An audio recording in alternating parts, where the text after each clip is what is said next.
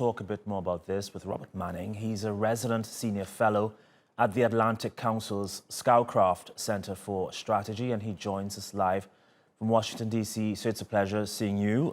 Firstly, what are your thoughts hearing of this new North Korean activity? Well, let me say this.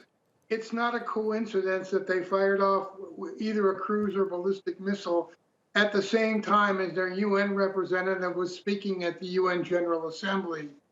This is a political move to try to press the Biden administration to come off, to make concessions and begin some sort of diplomacy on North Korean terms.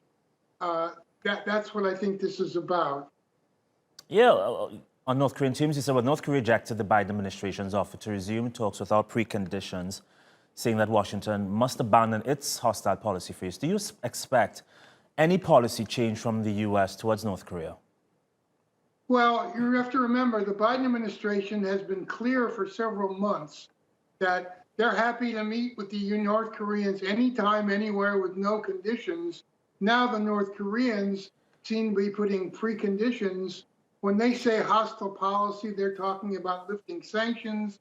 They're talking about stopping the U.S.-ROK alliance and making kind of unilateral concessions.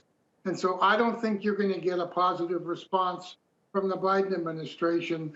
But this is a typical North Korean tactic. They're trying to create a crisis to force an American response. So with neither side really conceding to the other's demands, how do you see this resolving, if at all? Well, I think we'll probably end up with some sort of initial meetings.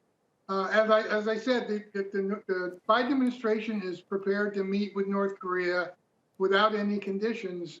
So there might be a kind of preliminary discussion to see what's possible diplomatically.